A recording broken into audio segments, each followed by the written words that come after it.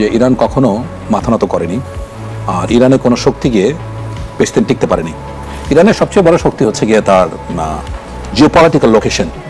মানে আপনি যদি ইয়েকে ধরেন, মানে এর যে সম্পদ আছে, সম্ভবত তেলে পৃথিবীতে তৃতীয় অবস্থান এবং ন্যাচারাল গ্যাসে বোধহয় ফোর্থ অর সেকেন্ড রাইট, এরকম একটা অবস্থান। সুতরাং ইরানের উপরে ভীষণভাবে নির্ভরশীল হচ্ছে চায়না নাম্বার 1, তারপরে রাশিয়া।